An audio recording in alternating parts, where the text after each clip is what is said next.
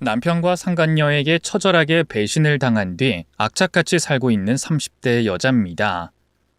그때는 정말 하늘이 무너져서 더 이상 솟아날 구멍조차 보이지 않았는데 살다 보니 또 이렇게 사라지네요. 그래도 그들이 스스로 몰락해준 덕분에 지금 제가 웃으며 살 수 있었던 것 같아요. 희노애락이 다 담겨 있었던 제 남편과의 지긋지긋했던 결혼 생활에 대한 이야기 들어보시겠어요? 한때는 저도 임신을 준비하고 있었던 평범하고 행복했던 새댁이었습니다. 제가 살던 곳이 워낙 정이 많던 동네라 이웃분들이 젊은 새댁이 이사 왔다며 이것저것 많이 챙겨주시곤 하셨죠. 그리고 제가 그곳에 살기로 결심했던 건 다름 아닌 저와 절친했던 친구 때문이었어요. 고등학교 동창이었는데 언제부터 그렇게 친해졌는지는 기억이 나질 않아요. 어느 순간 보니 제 곁에 이 친구만 남아 있더라고요. 저보다 먼저 결혼을 하고 아이도 먼저 낳은 혜지는 제가 신혼집을 구할 무렵 자기가 살고 있는 동네가 너무너무 조용하고 좋다면서 애 키우기 딱이라며 추천해 주더라고요. 마침 남편의 직장도 그쪽과 가깝겠다. 저도 베스트 프렌드와 같은 동네에 살면 외롭지 않고 좋겠다고 생각하고 그 동네에 터를 잡았습니다. 먼 훗날 그 선택은 아주 최악의 선택이 되고 맙니다. 혜지의 결혼식은 동창들 사이에서도 꽤 유명했어요. 연예인들이 결혼할 만한 호텔에서 호화롭게 식을 올렸거든요. 혜지의 시부모님께서는 유명 식당을 운영하시는데 그게 줄 서는 식당에 체인이 여러 개 있어서 돈을 쓸어 모은다고 하더라고요. 게다가 혜지의 남편이 외동아들이라 재산은 아마도 전부 그쪽에게 상속될 것이라며 친구들끼리 수근거렸던 기억이 나네요. 부러움과 질투가 공존했던 결혼식이었습니다. 제 입장에서는 혜지가 좋은 남편 만나 좋은 시부모님을 만났다는 게 더없이 기쁜 일이었어요. 그랬기 때문에 갑작스러운 사고 소식은 너무나 충격적이었습니다. 때는 혜지가 막 아들을 출산하고 한창 키우고 있을 때 출장을 간다며 나섰던 혜지의 남편은 그날 집에 돌아오지 못한 채로 세상을 떠나고 말았어요. 부부 동반 모임을 꽤 많이 가졌기 때문에 저와도 잘 알고 지냈던 사람이라 그때 그 심정은 비통함 그 자체였습니다. 저도 이런데 혜지와 시부모님은 오죽했겠어요. 장례식장에 머무는데 참담한 울음소리가 가슴에 박히더라고요. 졸지에 남편을 잃고 혼자 자식을 키우게 된 혜지는 한동안 슬픔에서 헤어나오지 못했어요. 안타까운 마음에 제가 곁에 주로 있어줬죠. 그 당시에는 남편과 함께 있는 시간보다 혜지 곁에 있는 시간이 더 길었을 정도였네요. 제가 할 수 있는 건 외롭지 않게 묵묵히 옆을 지켜주는 것뿐이라 생각했어요. 혹시나 혜지가 나쁜 마음을 먹을까봐 무섭기도 했고요. 어느 날 혜지는 저에게 말을 건네더라고요. 남편이 너 안 찾아? 너랑 있는 거 알아. 이제 가봐. 자꾸 집 밖에 있으면 너도 혼자 된다. 너가 잘 지내는 걸 봐야 안심이 될 것 같아서 그래. 나 엄마야. 애가 있는데 악착같이 살아야지. 그리고 우리가 멀리 사는 것도 아닌데 같은 동네 살고 있는데 같이 붙어있을 필요가 뭐가 있니? 필요한 거 있으면 언제든지 말해줘. 알았지? 시부모님께서는 좀 어떠셔? 생각보단 괜찮은 것 같아. 그래도 손주라도 있어서 다행이라는 말씀까지 하시더라. 손주 잘 키워달라고 신신당부하셨어. 평생 돈 걱정 없이 살게 해주신다고 인연 끊지 말자면서. 그래, 잘 됐어. 애 키우는데 돈이 얼마나 많이 드는데. 주신다고 할 때 미안해하지 말고 마음껏 받아. 그분들도 손주가 유일한 핏줄이니까 소중하실 거야. 그리고 식당 일 도와드리기로 했어. 나도 이제 일도 좀 배우고 물려받을 준비도 해야지. 그 사람 몫까지 내가 최선을 다해볼 거야. 다행히도 시댁 쪽이 워낙 부자라 손주를 위해 재산을 물려주시며 돈 걱정 없이 살게 해주신다고 하셨대요. 얼마나 다행이에요. 그리고 식당도 물려주실 생각을 하셨는지 지점 하나를 맡아서 해보라고 권유를 하셨다고 했어요. 덕분에 혜진은 넉넉한 환경에서 아이를 키울 수 있었습니다. 때로는 술을 만취할 때까지 마시기도 했고 밤새 울기도 했고 며칠 내내 굶으며 눈이 퀭해지긴 했어도 혜진은 씩씩하게 살아갔어요. 마음이 허전한 건 견딜 수가 없었는지 때로는 밤에 울면서 저에게 전화를 걸곤 했어요. 유리야, 나 너무 힘들어. 내가 지금 바로 갈게. 집이지? 그대로 있어? 저는 혜지의 힘들다는 말 한마디에 바로 달려가곤 했습니다. 그래도 혜지와 가까운 곳에 살고 있어서 천만다행이라고, 앞으로도 쭉 혜지 곁에 머물러줘야겠다고 다짐하며 그렇게 혜지가 마음을 추스리는 과정을 곁에서 지켜봤어요. 식당까지 관리하며 아이를 키우는 게 보통 일인가요? 저는 혜지를 정말 많이 챙겨줬어요. 음식을 해서 나눠주고 어딜 가도 챙겨주고 혜지가 식당 일을 할 때 같이 가서 도와주기까지 했습니다. 힘쓰는 일이 필요하면 제 남편을 호출하곤 했죠. 남편도 혜지의 사정이 딱하다며 자주 와서 도와주더라고요. 그때까지만 해도 제가 하는 행동이 최선이고 올바른 방향이라고 생각했습니다. 그런 행동 하나하나가 악몽이 되어 돌아올 줄은 꿈에도 상상하지 못했어요. 본격적으로 임신을 준비해야겠다고 마음을 먹은 그때 남편의 반응은 뜨뜻미지근하더라고요. 성별 관계없이 자식 둘을 만들자고 약속했던 신혼초 때와는 달리 남편은 꼭 아이를 낳아야 하나? 하며 태클을 걸었습니다. 그리고 묘하게 저를 피하는 듯한 눈빛과 행동. 말은 하지 않았지만 저는 다 느낄 수 있었습니다. 애써 모른 척했던 건 남편이 그러다가 말겠지 싶었기 때문이에요. 회사 일도 바쁘고 이런저런 인간관계 때문에 골치가 아프다는 그 사람의 말을 믿었어요. 검은 속내를 가지고 치밀하게 계획을 세우고 있을 줄은 정말로 몰랐네요. 그렇게 저는 어느 날 벼랑간 뒤통수를 세게 맞고 말았습니다. 그날은 남편이 할 말이 있다며 집에 일찍 들어왔더라고요. 무슨 일인지 음식도 포장을 해왔대요. 간만에 남편과 오붓하게 술이라도 한잔 해야겠다 싶어서 식탁을 세팅하려고 분주하게 움직이고 있는데 남편이 묵직하게 말 한마디를 건네더라고요. 와서 앉아. 심각한 얘기니까. 무슨 일이길래 이렇게 무게를 잡아? 앉아봐. 순간 집안의 공기가 차갑게 식고 있다는 걸 느낄 수 있었어요. 긴장이 되더라고요. 살면서 저렇게 진지하게 무언가를 말하겠다며 앉아보라고 한 적이 없었거든요. 그 말의 무게감을 느낀 저는 바로 남편의 맞은편에 앉으며 물어봤어요. 무슨 일인데 분위기를 잡아? 뭐 사채라도 썼어? 사기당했어? 뭔데? 우리 이제 그만하자. 뭘 그만해? 결혼 생활 말이야. 너도 느끼고 있었지?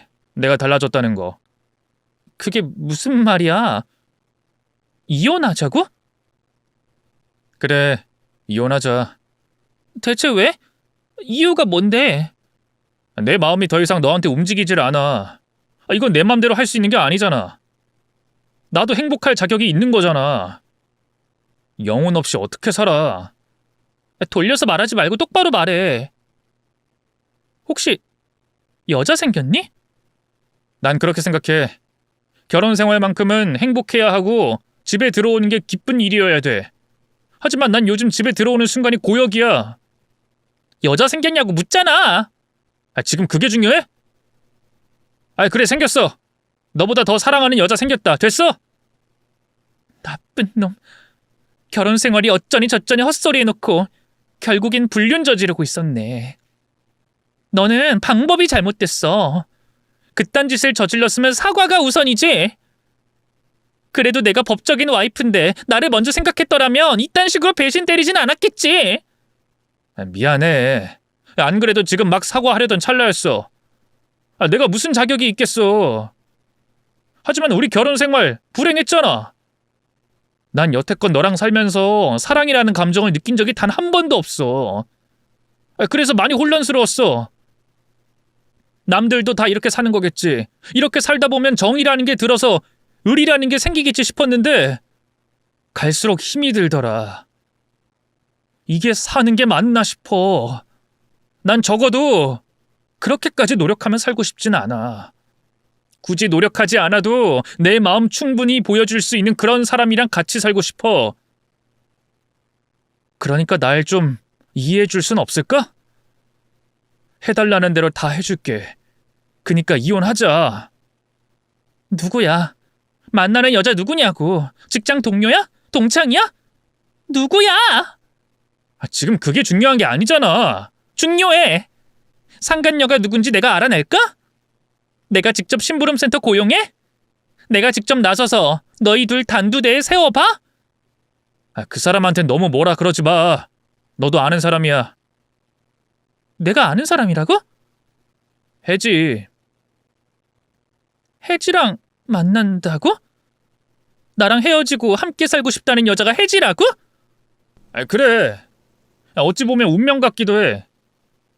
너한텐 우리가 용서받지 못할 짓을 저지른 파렴치한 인간으로 보이겠지만 우린 서로 상처를 보듬어주면서 서로가 인연이라는 걸 뼈저리게 느끼고 있어. 냉정하게 들릴진 모르겠지만 솔직히 너한테 고맙기도 해. 우리 둘을 만나게 해줬으니까. 더 이상 말을 이어갈 필요도 없이 남편의 뺨을 때리고 등을 내리치고 오열을 하며 주저앉았습니다. 어떻게 그럴 수 있냐고. 짐승도 이런 짐승이 없을 거라고 목이 쉬어라 소리를 질러댔어요. 그 둘에게 너무너무 화가 났지만 더 참을 수 없었던 건 제가 여태껏 둘의 사이를 눈치조차 채지 못한 채로 멀뚱히 가만히 속기만 했다는 거예요. 남편은 오히려 혜지같이 기세 보이고 화려한 여자는 절대로 자기 스타일이 아니라며 뒷담화까지 했더랬죠. 그런데 둘이 운명이라고 하네요. 한참 동안 오열을 하다가 집을 나와 혜진의 집으로 갔습니다. 가장 친한 친구였고 나에게 큰 힘이 돼줬던 그 친구의 입으로 직접 듣고 싶었어요. 그리고 묻고 싶었어요. 어떻게 나한테 그럴 수 있냐고. 네가 사람이냐고. 이미 예상을 했다는 듯이 혜진은 문을 열어주며 차 한잔 하자고 하더라고요.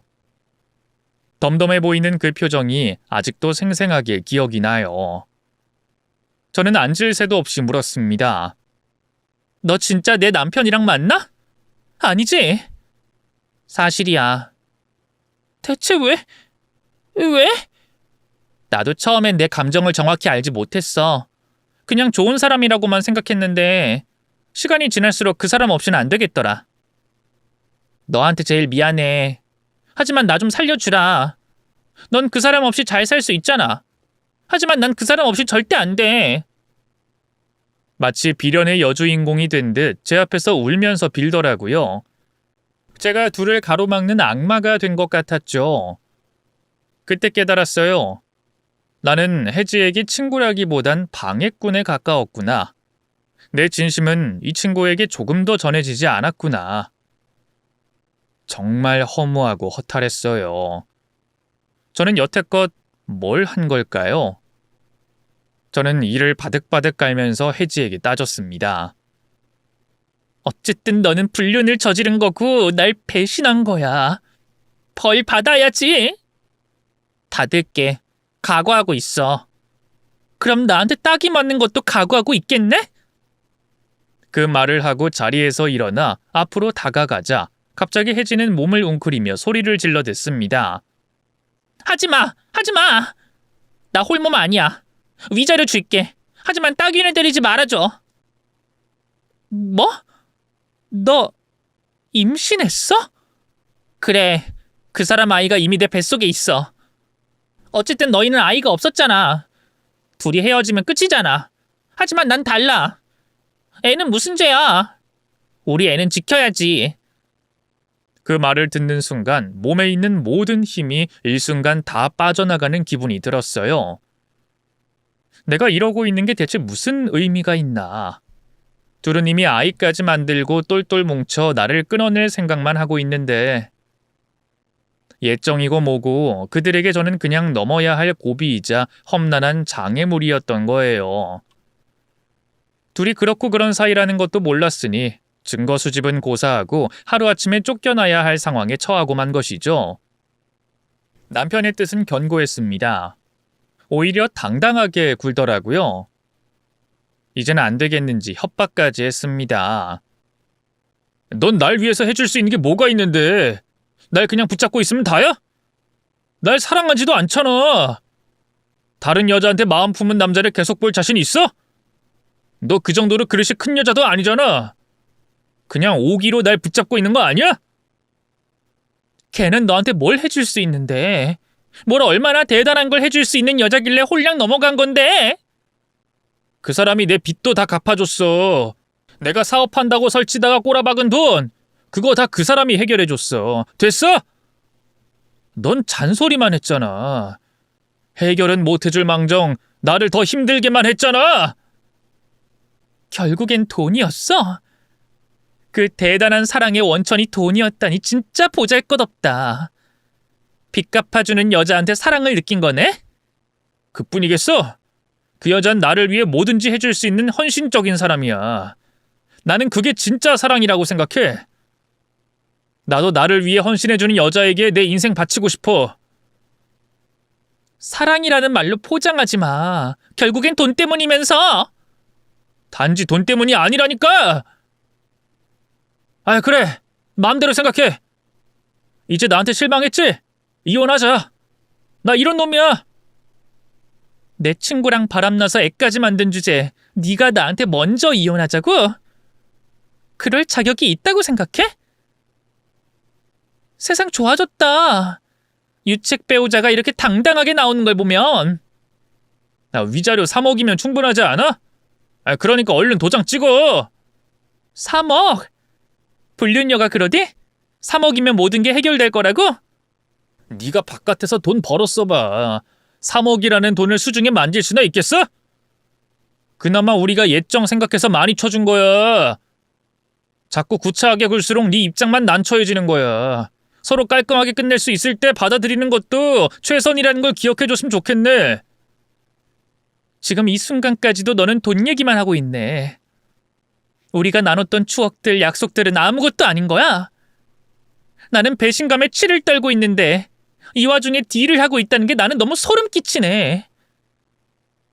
내 행복은 맘대로 짓밟아 놓고 네 행복을 찾아간다고 하면 내가 순순히 보내줄 거라 생각했어? 나도 너가 행복하길 바래. 나 같은 놈 있고 다른 좋은 사람 만나면 되는 거잖아. 나 정말로 그 사람이랑 애 낳고 행복하게 살고 싶어. 한때 우리가 사랑했던 건 맞아. 하지만 이젠 과거가 됐잖아. 내가 평생 너한테 사죄하는 마음으로 살게. 그니까 나 좀 놔주라. 그 사람 인생 너무 불쌍하지 않아? 나 같은 놈이 뭐라고 임신까지 해서 고생만 하는 중이잖아. 충분히 외롭게 살던 사람이야. 이제 행복할 자격 있어. 진짜 바보같이 순진한 사람이라고. 너가 이혼 안 해주면 그 사람은 자식 둘을 혼자서 키워야 돼. 아빠 없이 둘을 어떻게 키우겠어? 사람 둘 인생 살린다 치고 이혼하자. 어? 내가 이렇게 부탁할게. 한때 내 전부라고 생각했던 사람이 이제는 갈라서자며 제 앞에 무릎을 꿇었습니다. 저는 무엇보다도 혜지의 시부모님이 이 사실을 알고 있는지 궁금했어요. 아무도 제 편을 들어주지 않을 때 그분들의 입장은 어떤지 궁금해져서 무작정 식당으로 찾아가 혜지의 시부모님을 만나 자초지종을 말하게 됐습니다. 하지만 그분들은 모든 걸 내려놓은 듯 덤덤하시더라고요. 혜지의 시어머니께서는 저에게 이렇게 말씀하셨습니다. 솔직히 반가운 소식은 아니지만 어쩌겠어. 평생 결혼하지 말고 과부인 채로 살라고 할 수 없는 노릇이고. 산 사람은 그래도 행복하게 살아야지. 그래야 우리 손주도 행복할 텐데. 안 그래도 얼마 전에 며느리가 찾아와서 무릎 꿇고 울더라고. 평생 혼자 살면서 아들 하나 열심히 키울 생각이었는데 그게 뜻대로 안 됐다면서 같이 살고 싶은 사람이 생겼는데 우리한테 죄를 짓는 것만 같아서 괴로워서 숨 쉬는 것조차 힘들다고 하더라고. 그 말을 듣는데 어찌 행복하지 말라고 반대를 하겠어. 나이 30대면 한창 좋을 나이인데. 우리 입장에서는 며느리가 딸이나 다름없으니 딸이 행복하길 바라는 게 부모 마음이지. 결국 제 편은 아무도 없었어요. 울고 매달리고 빌어보고 화도 내고 때를 써봐도 달라지는 건 아무것도 없었고 오히려 저만 비참해질 뿐이었습니다. 나중엔 물어봤어요. 내가 뭘 그렇게 잘못했냐고. 내가 한 거라고는 한 사람을 사랑하고 믿은 것뿐인데 왜 나만 이렇게 불행의 지옥에 들어가야 하는 거냐고. 억울해서 참을 수 없을 정도로 화가 난다고 울고불고 난리도 쳐봤네요. 하지만 사람의 마음을 돌린다는 건 하늘에 있는 별을 따는 것보다 더 힘들더라고요. 그리고 제가 그 사람에게 매달리는 건 그 사람을 사랑해서가 아니라 내가 바쳐온 시간이 아깝고 억울해서 이러는 거라는 걸 누구보다 잘 알고 있었습니다. 서로 마음이 없는데 어떻게 이 관계를 이어나갈 수 있겠어요. 어느 정도 마음을 추스르니 이성적으로 생각을 하게 되더라고요. 결국 저는 나름대로 두둑한 위자료를 받고 이혼 서류에 도장을 찍었습니다. 그리고 완전히 혼자가 됐죠. 호되게 벌을 주는 사이다 같은 결말은 아니었지만 돈이라도 받게 됐으니 그나마 다행이었을까요? 저는 결심했어요. 받은 위자료를 그 누구보다 가치 있게 쓸 거라고요. 누구는 더러운 돈 쓰고 싶지도 않겠다고 하는데 전 달랐어요. 돈이 무슨 죄가 있겠어요. 그때부터 제 목표는 오로지 딱 하나였어요. 바로 성공이었죠. 그들보다 성공해서 보란듯이 잘 살아주리라 다짐했습니다. 정말 죽어라 일만 하고 살았던 것 같아요. 눈만 뜨면 배신을 당했던 그때의 감정이 떠올라서 저를 혹사시키며 살았네요. 위자료를 고이 보관했다가 준비가 됐을 때 번듯한 학원을 차리게 됐어요. 어쩌면 저를 성장시켜준 건 그 위자료였을지도 몰라요. 그때부터 저는 완전히 다른 삶을 살게 됐습니다. 원장이라는 직함을 달게 되니 일을 대하는 태도가 달라지더라고요. 정말 죽도록 일하니 하늘도 제 노력을 알아주셨는지 성공이라는 큰 보상을 내려주셨네요. 이혼녀 꼬리표 달고 한 달에 생활비만 벌면 좋겠다 싶었는데 오히려 결혼 생활을 할 땐 알 수 없었던 커리어와 일에 대한 욕심이 이혼 후에 비로소 커졌고 새로운 세상이 열렸어요. 비록 시작은 그들이 준 위자료에서 출발했지만 이제는 제 노력으로 모든 걸 해내게 됐다는 게 뿌듯하더라고요. 어느새 배신을 당했다는 사실조차 잊을 만큼 바빴을 그때 사건은 또 다른 국면을 맞이했습니다. 휴일이 되어 호기심에 상간녀의 프로필 사진을 들여다보게 됐는데 출산을 했는지 아기 사진이 떡하니 걸려 있더라고요. 근데 뭔가 신기했어요. 아기가 제 전 남편을 단 한 톨도 닮지 않은 거예요. 오히려 상간녀의 첫째 아들과 너무 판박이인 거예요. 정말 딱 봐도 형제구나 싶을 정도로 닮아 있었어요. 그런데 그 첫째 아이는 예전 남편 쪽을 많이 닮았다고 들었거든요. 실제로 상간녀와 전혀 닮지 않기도 했고요. 특히 양쪽으로 올라가면서 찢어진 그 눈은 시댁종 유전자라고 했던 기억이 나요. 이게 말이 되는 건가 싶었죠. 상간녀와 제 전남편은 처진 눈에 쌍꺼풀이 있었거든요. 특히 제 전남편은 남들이 처음 봤을 때 외국 혼혈이 아니냐 할 정도로 생김새가 이국적으로 생겼어요. 그렇기 때문에 더더욱 사진에 있는 아기에 대해 의문을 품을 수밖에 없었습니다. 상간녀는 꼴에 자랑을 하고 싶은지 SNS에 아기 사진과 가족 사진을 잔뜩 올려놨더라고요. 덕분에 사진을 자세히 들여다볼 수 있었죠. 그렇게 천천히 사진을 보던 중 문득 소름이 돋았습니다. 그 아기의 눈이 너무 익숙한 거예요. 이런 생각이 말도 안 된다는 걸 잘 알았지만 유전자의 힘은 강하잖아요. 세상에서 제일 싫어하는 게 오지랖이었지만 그날은 저도 정신이 어떻게 됐는지 전 남편에게 전화를 걸게 됐습니다. 그쪽에서 전화를 받더니 태연하게 안부를 묻더라고요. 야, 이게 누구야?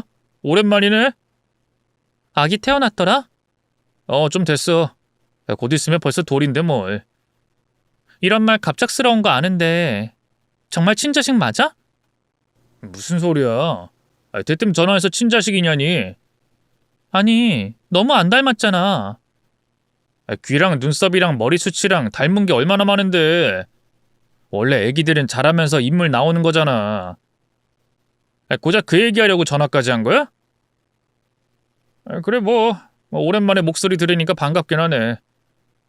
우리가 서로 얼굴 붉히면서 헤어진 것도 아니고 뭐 가끔씩 연락하는 것도 괜찮은 것 같네. 돌잔치 하면 한번 올래? 우리 와이프도 네 얘기 많이 하더라.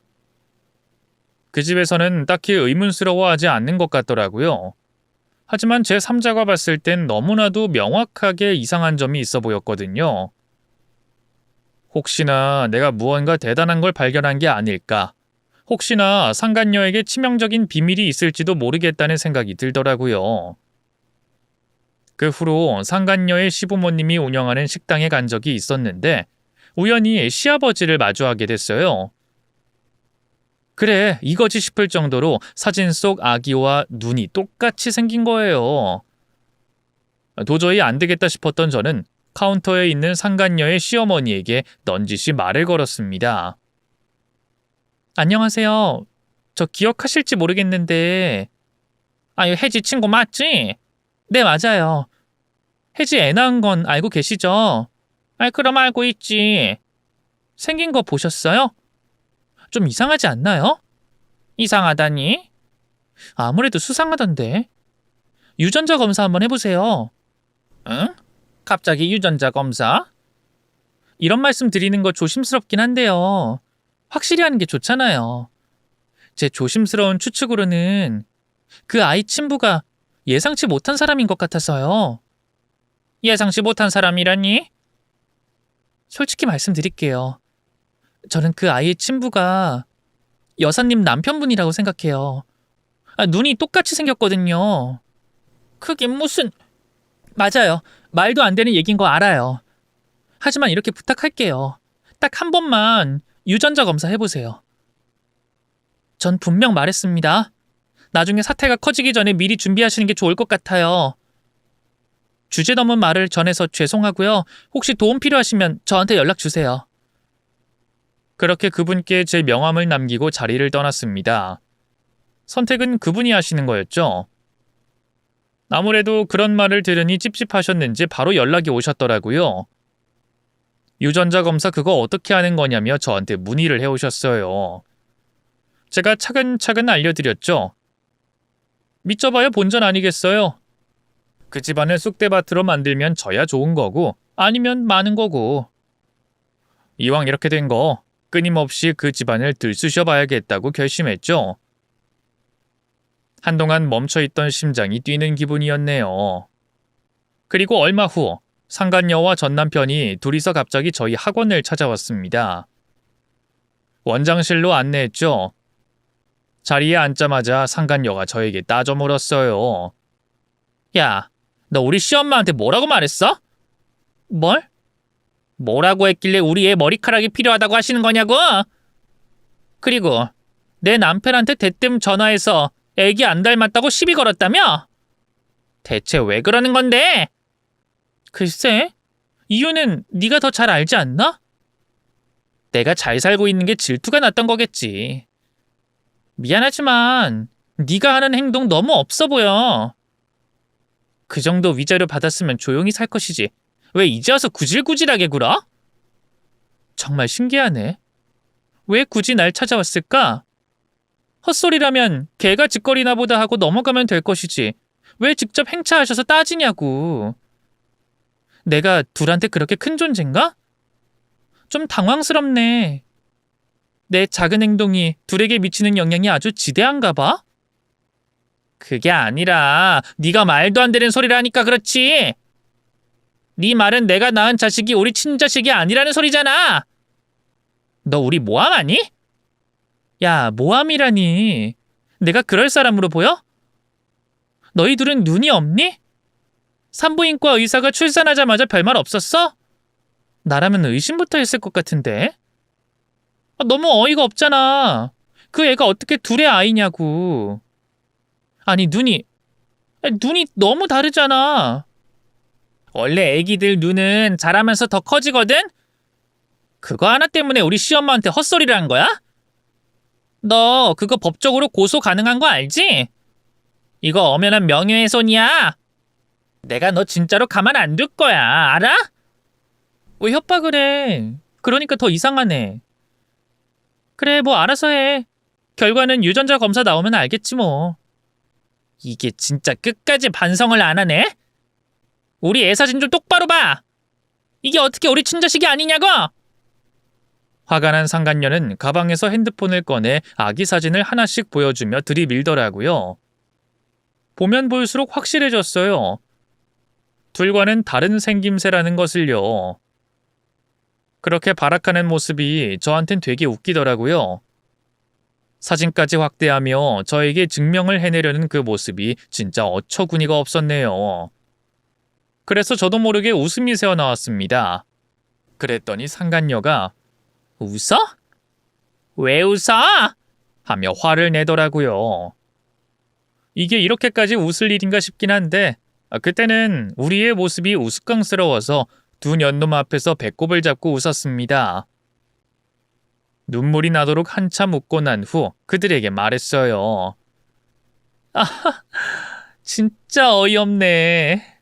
차라리 원숭이 사진을 들고 와서 닮았다고 하면 그래도 수긍이라도 하겠어. 최대한 닮게 찍으려고 발악을 한 모양인데 이럴수록 더 이상하거든? 혜지야, 너 어쩌니? 네가 낳은 자식이 너랑 남편을 하나도 안 닮았으니 얼마나 초조하고 불안하겠니? 나라면 그냥 자수할 것 같은데 그러면 본전이라도 건지지 않겠어? 끝까지 버텨봐야 남는 게 있을까? 야, 너 말 다 했어? 이게 보자 하니까 진짜 선을 넘네? 네가 왜 남의 가정에 간섭을 해? 네 주제 이렇게 살고 있으면 감사한 마음으로 조용히 살 것이지 왜 나대냐고? 네가 이렇게 화를 낼수록 내가 생각한 추측이 확실해질 뿐이야. 너는 내가 던진 한마디에 제대로 말려들었고 이제 빠져나오지 못할 거야. 건드릴 사람을 건드려야지. 어떻게 그런 해괴망측한 짓을 할 수가 있니? 무슨 소리 하는지 모르겠네. 소설은 집에 가서 노트에다가 쓰는 게 어때? 남의 인생에 간섭 말고 네 인생이나 잘 살아. 경고하려고 왔어. 내 남편 더 이상 찔러보지 마. 뺏긴 주제 이제서야 미련 남니? 찌질하게 굴지 말고 심심하면 연애라도 해. 사람 귀찮게 굴지 말고. 마치 남편 앞에서 보여주기라도 하는 듯이 억울함을 호소하며 저한테 경고를 날리더라고요. 하지만 저는 눈치챌 수 있었죠. 상간녀의 떨리는 입꼬리가 보였거든요. 초조함을 숨기지 못하더라고요. 헛소문에 불과하면 유전자 검사에 적극적으로 임하면 되잖아요. 그 말 한마디에 제발 저려 여기까지 찾아온 것 자체가 정말 웃기지 않나요? 아무튼 제 말 한마디에 상간녀는 바로 위기가 닥쳐왔습니다. 며칠 후 상간녀의 시어머니로부터 연락이 왔습니다. 도움을 청할 곳이 없어서 저한테 전화를 걸었다며 눈물 섞인 목소리로 유전자 검사 결과를 알려주시더라고요. 제 예상대로 그 아이의 친부는 전 남편이 아니었습니다. 진짜 친부는 바로 그분의 남편이자 상간녀의 시아버지였던 거예요. 이제서야 모든 퍼즐이 완벽하게 맞춰졌습니다. 그 아이의 생김새가 그걸 증명하고 있었어요. 저는 그분께 변호사를 소개시켜주고 어떤 식으로 해야 하는지 조언을 해드렸습니다. 다른 사람도 아니고 남편이 며느리와 그런 짓을 벌였다는 게 믿겨지지 않으셨는지 자꾸만 오열을 하시더라고요.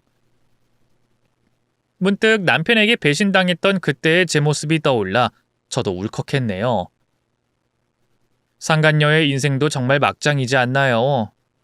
남편과 시아버지의 아이를 연달아 낳은 거잖아요. 살면서 그런 충격적인 얘기는 처음 듣네요. 사실 검사 결과가 나오기 전까지만 해도 저도 긴가민가 했어요. 아무리 그래도 사람인데 그런 짓을 저지르는 게 말이 안 된다고 생각했거든요. 하지만 상간녀는 상상 그 이상을 해내는 인간이었습니다. 얼마 후 전 남편이 혼자 저를 찾아왔더라고요. 만날 생각이 없다고 나가달라고 하자 전 남편은 제 손을 덥석 잡으며 하염없이 눈물을 흘리기 시작했습니다. 나 어떡하냐? 어떡해? 왜 이래? 나 바빠. 네 말이 맞았어. 그 애 내 친자식 아니었어. 별로 놀랍지도 않네. 그걸 이제야 알았단 말이야?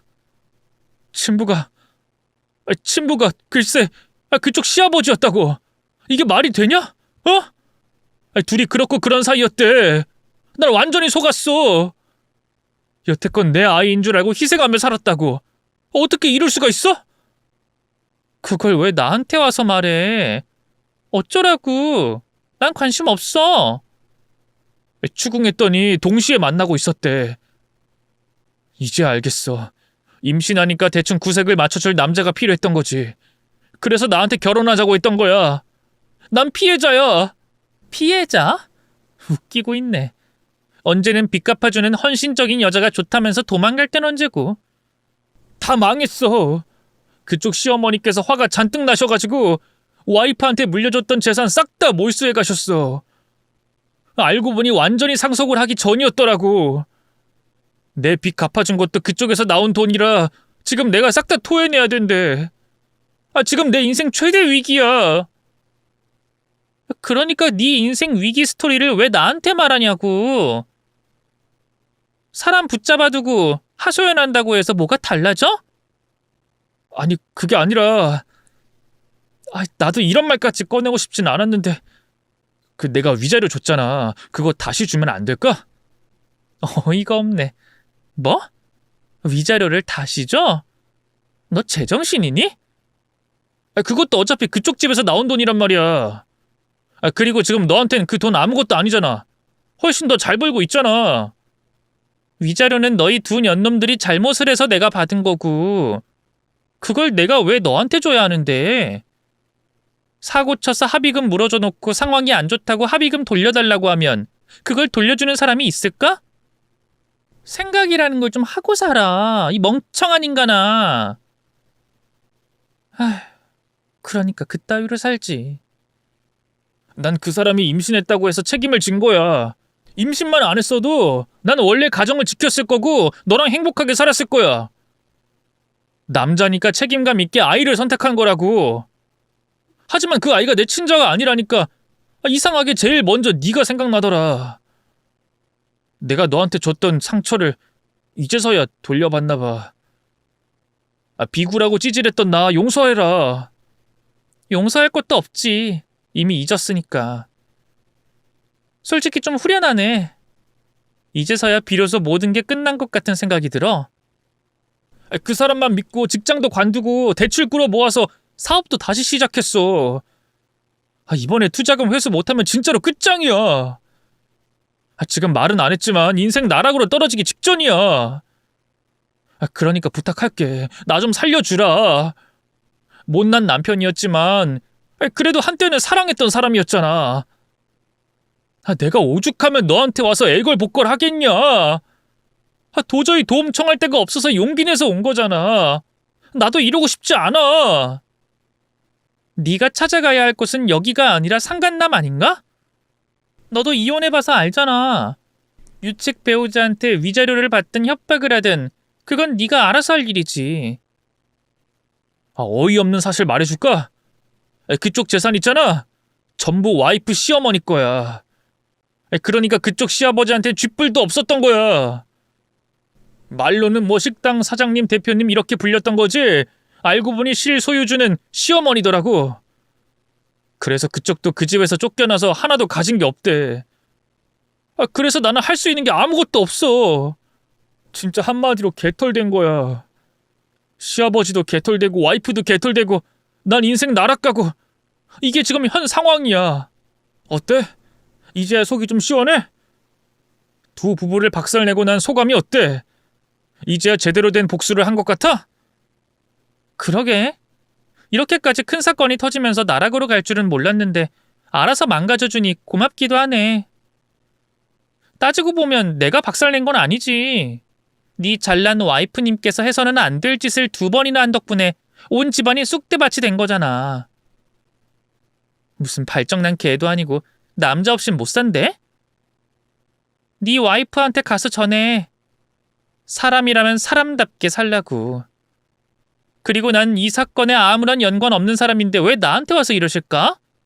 나한테 미련이 남는 거면 당연히 거절이고 죄책감 심어줄 생각이면 그것도 거절할게.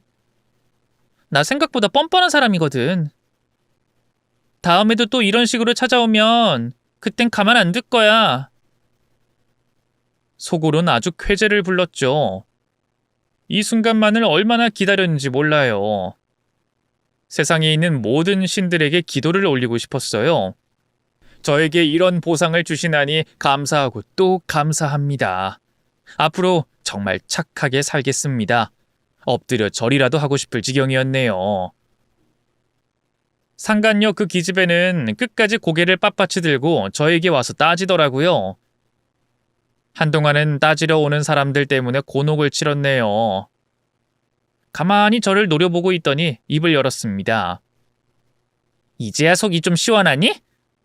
글쎄, 내가 시원할 게 뭐가 있니? 그냥 네 인생 망가진 건데. 너 원래 내가 잘 되는 꼴 못 보는 애였잖아. 내가? 그래. 그래서 날 괴롭힌 거 내가 모를 줄 알아? 상간녀 주제 참 당당하네. 네가 저지른 불륜 때문에 인생이 망가진 걸 생각 안 하고 전부 내 탓이라는 거야? 그러게 양심적으로 좀 살지 그랬어. 시댁에 기생해서 살고 있으면 최대한 굽심되며 살았어야지. 시아버지랑 어떻게... 아휴, 입 밖으로 내뱉는 것조차 민망하네. 그렇게 살면 너무 부끄럽지 않니? 아무리 세상에 별의별 일이 다 일어난다고 하지만 어떻게 그런 더러운 짓을 저지를 수가 있어? 개인의 사생활이야. 네가 간섭할 부분 아니지 않나? 그래. 알아서 지옥으로 떨어지겠다는데 뭐 내가 말릴 필요는 없지. 세상엔 이해할 수 없는 일들이 생겨나는 법이야. 네가 내 인생을 알아? 남편 잃고 한순간에 혼자가 된 내 외로움을 네가 아냐고? 갑자기 닥친 재앙을 어떻게 풀어가야 하는지 얼마나 막막했는지 알아? 그런다고 네가 했던 행동들이 용서가 되지 않아. 인간이 왜 인간인지 알아? 아무리 어렵고 힘들어도 짐승 같은 짓은 안 하니까. 그래서 사람인 거야.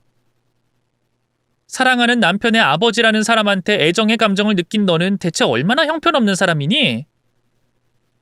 그 사람이랑 닮아서 나도 모르게 의지했던 것뿐이야. 별다른 이유는 없었어. 난 그냥 위로를 받고 싶었던 것뿐이야. 나를 진심으로 위로해주는 사람에게 마음을 준 게 잘못이야? 예전부터 네가 멍청하고 한심하다는 건 알고 있었지만 이 정도로 인간 말종일 줄은 몰랐네. 난 지금 네 하소연 들을 시간 없어. 좀 나가줄래?